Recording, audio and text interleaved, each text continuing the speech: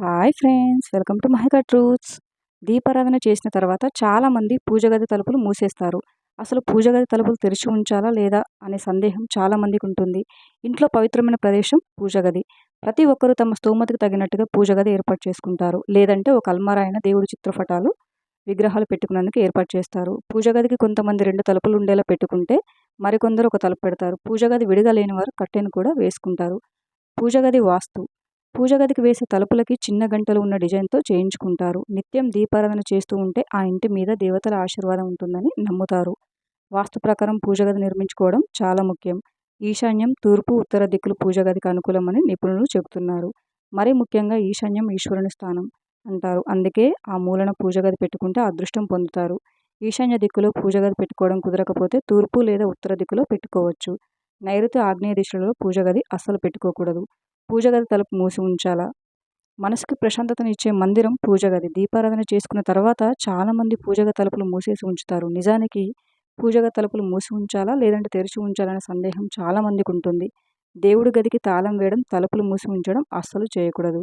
దేవుడి విగ్రహాలు ఏ స్థానంలో పెట్టాలి? ఎంతో పవిత్రమైన పూజా మందిరంలో ఏర్పాటు చేసే దేవుళ్ళు విగ్రహాలు పెట్టే ముందు కొన్ని నియమాలు తప్పనిసరిగా పాటించాలి. పూజ గదిలో పెట్టే విగ్రహాలు 6 అంగుళాల కంటే ఎక్కువ ఎత్తు ఉండకూడదు. 2 అంగుళాల కంటే తక్కువ ఎత్తు ఉండకూడదు. పూజ గదిలో దేవుడి విగ్రహాలు ఎప్పుడూ గోడకి తగిలేలా పెట్టకూడదు. కొద్దిగా ఖాళీ స్థలం వదిలి పెట్టాలి. దేవుడి గదిలో విగ్రహాలను సరైన దిశలో పెట్టకపోతే తీవ్ర ఇబ్బందులు ఎదురవుతాయి. గాలి, వెలుతురు సరిగా ఉండేలా చూసుకోవాలి. దేవుడి విగ్రహాలు పూజ గదిలో ఒకటే ఉండాలి. కానీ దేవుడి చిత్రపటాలు మాత్రం ఎన్నైనా ఉండవచ్చు. పడమర దిశలో విగ్రహాలు పెట్టకూడదు. ఉత్తర, ఈశాన్య దిశలలో దేవతామూర్తుల విగ్రహాలు పెట్టుకుంటే మంచిది. దేవతల ఆశీర్వాదం పొందాలంటే పూజ గది శుభ్రంగా ఉంచుకోవాలి. దుమ్ము, ధూళి లేకుండా ఎప్పటికప్పుడు శుభ్రం చేసుకుంటూ ఉండాలి. బాత్రూమ్, టాయిలెట్ గోడ పక్కన పూజ గది ఎప్పుడూ ఏర్పాటు చేయకూడదు. స్నానం చేయకుండా పూజ గదిలోకి అడుగు పెట్టకూడదు. పూజ గదిలో ఎక్కువగా రాగి పాత్రలను ఉంచుకోవడానికి ప్రయత్నించండి.